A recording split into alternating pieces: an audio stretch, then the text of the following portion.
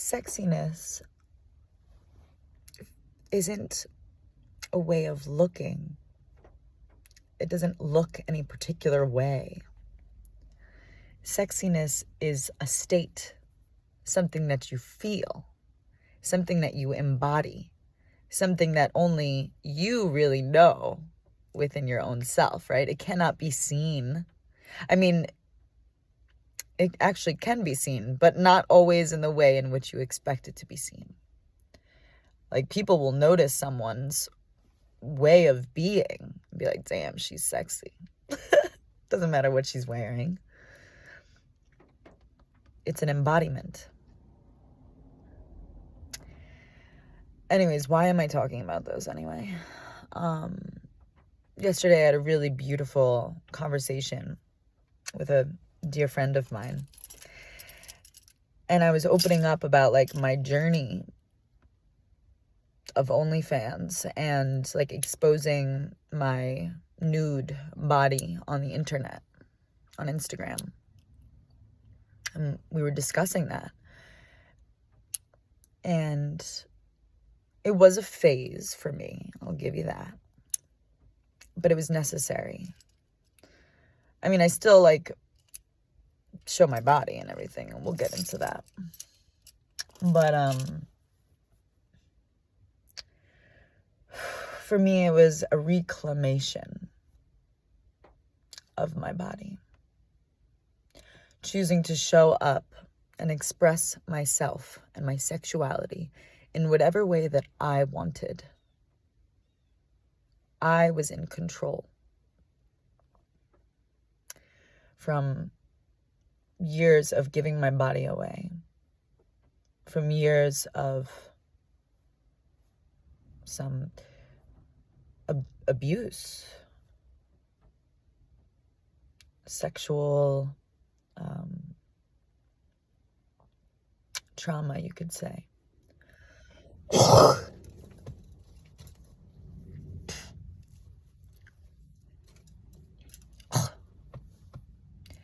Make sure you get all that shit out. When you're having a release, get all of that phlegm and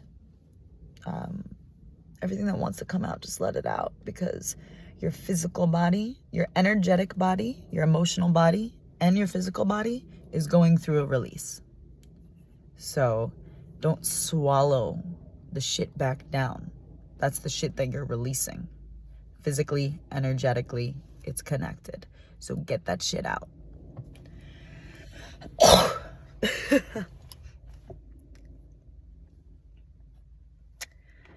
Anyways, so that was a way of me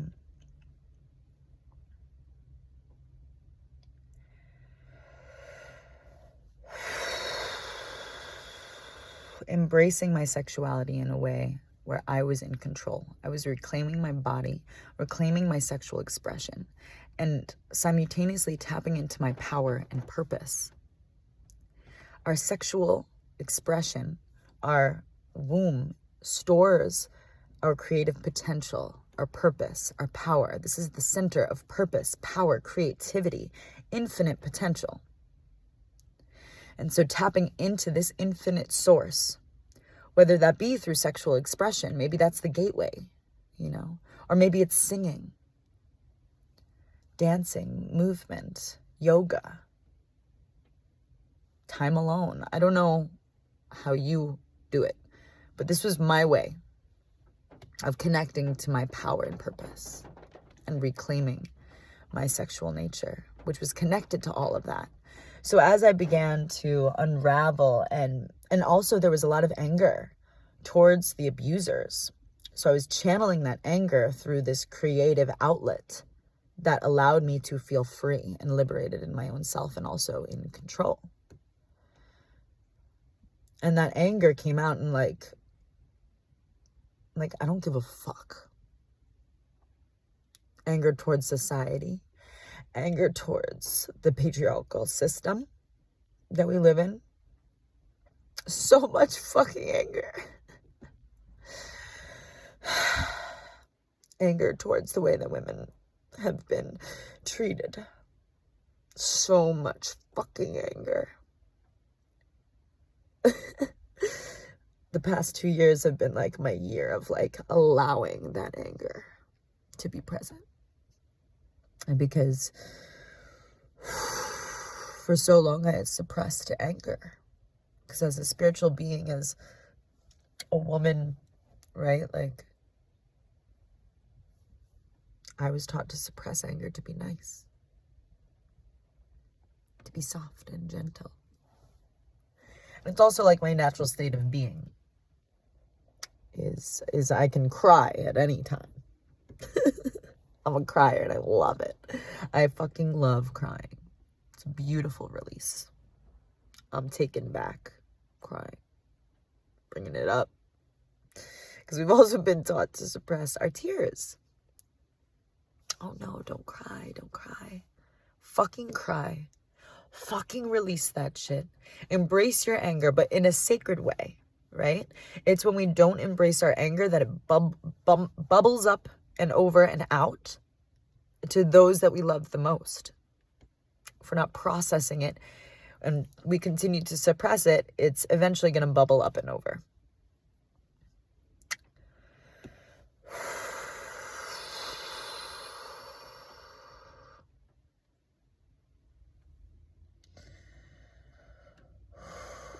So, yeah, the last 2 years were my year of like anger, of moving through that, of allowing that.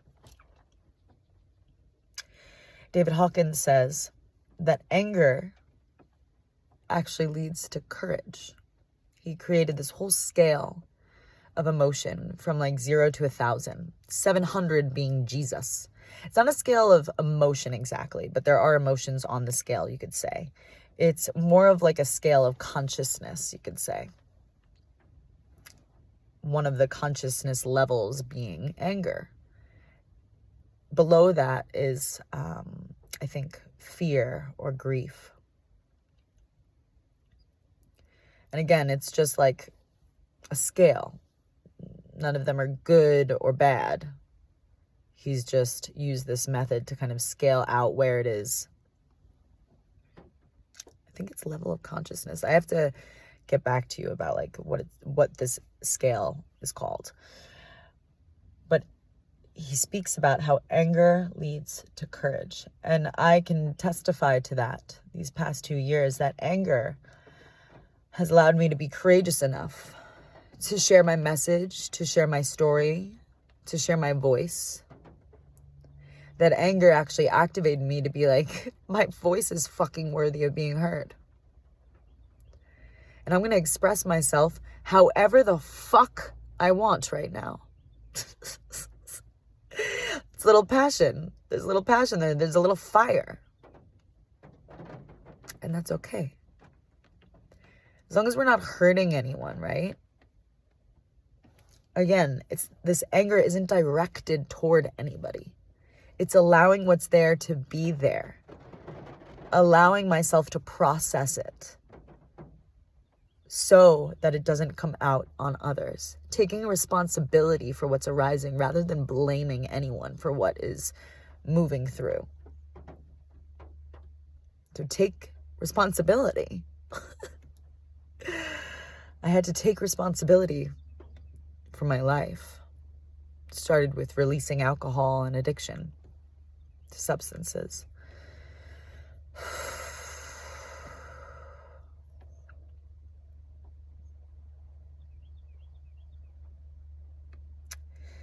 And now I'm kind of rising out of that. So I still feel called to dress however I want, whatever feels good for me. I find that whatever, depending on like the phase that I'm in my menstrual cycle, kind of determines how I want to express myself.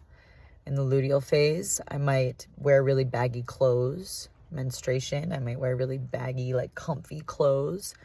Sometimes luteal, I like to dress up because I'm feeling a little down. So I want to feel like a motherfucking goddess. So I'll dress up like that. The point is that you're allowed to express yourself however you want. It doesn't have to be for anybody else besides you. And as I've processed a lot of anger the past few years. And I'm about to turn 27. It's going to be my birthday in a few days. It's on Tuesday, October 3rd. I always have a lot come up around my birthday. Because, well, often when my birthday comes, there's little like grief associated or like numbness because I'm resisting the grief or whatever wants to show itself. So this year I'm like, bring it on. Let me be myself. Let whatever wants to be present be present. Stop putting on a fucking act and be yourself. You're enough. However you choose to show up is enough. People don't need to like you.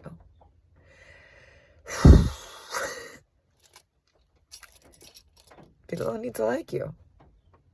It's okay. I'm talking to my own self, you know. People don't need to like you. You don't need to be liked all the fucking time. So stop putting on an act and just be your goddamn self.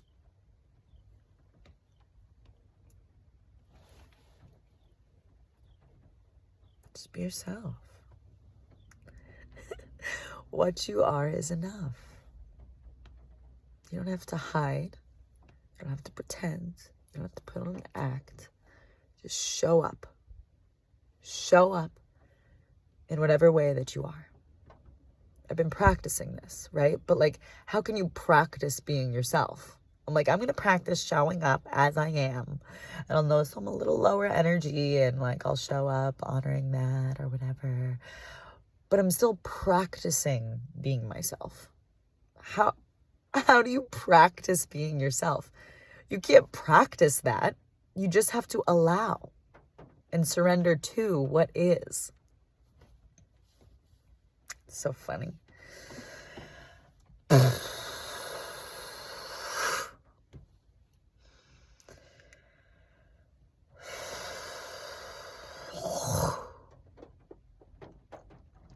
So if you made it to the end of this video, I'm very impressed. Well, not even really impressed. I mean, I don't give a fuck, honestly, if you watch this video or not. But I guess I'm pretty honored that you watched this whole video through. That you watched it to the last drop. Thank you. Thank you for holding space for me to process that and to speak out loud. Sometimes, like holding space, I don't give my own self the opportunity to process what's present and just try to act like I got my shit together or something. And like, let me tell you, I love holding space. It fuels me. And I know I'm in my ego. I know I'm not processing something. When holding space feels like it like takes something from me rather than gives me something. Like if I feel, what's the word? Like run down. It's not the word I'm looking for, but you know, a lack of energy after. Or even if I feel resistance to showing up. What are you not processing? Where are you not being in your most true self? What are you not being honest about? So I thank you. I thank you for holding space for me to process this. Just before this, I had like the best fucking cry ever. And now I'm just kind of like reflecting. It's beautiful to allow yourself to release and feel and express.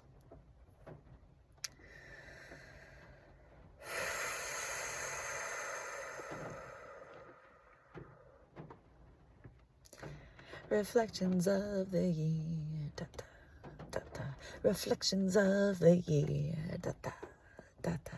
Reflections, reflections, reflections with Lexi. Da, da, da, da, da, da, da, da. You cannot let that shit out. I said it. Let that shit out. You cannot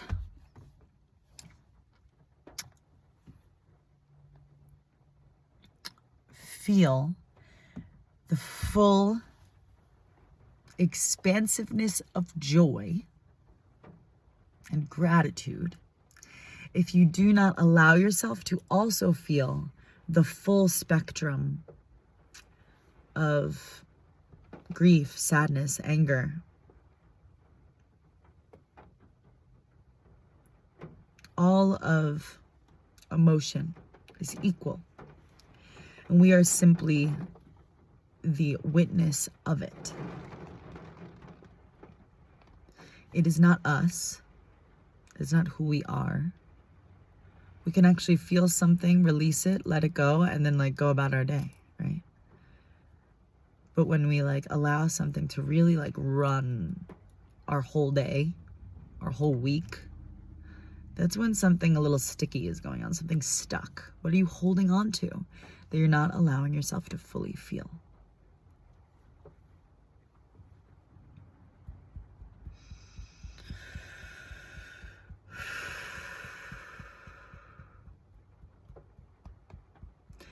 With that anger, that previous anger that I was speaking about, came a lot of resentment. And I am transmuting that resentment into forgiveness and love. That is my promise to myself.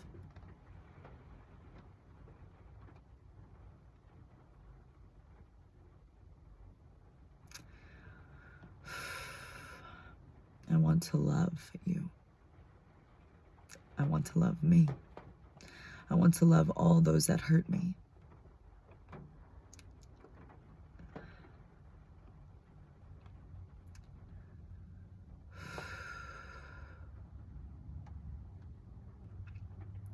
And I'm also sorry for hurting you. For anyone I've ever pained. For anyone that is feeling resentful towards me for whatever reason. I'm sorry. And I love you. Thank you. We're all each other's teachers.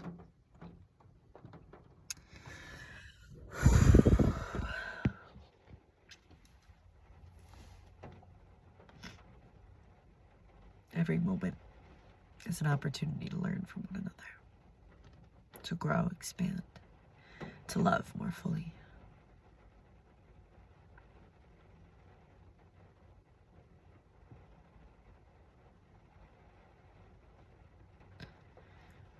So may we honor each one.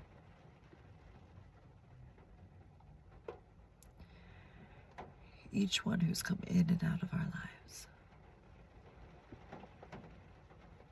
Each moment, each challenge.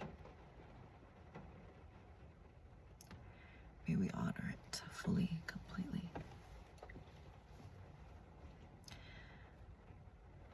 May we stop blaming. May we take responsibility for our reality. May we be honest with ourselves and allow ourselves to express what's present, allow ourselves to feel.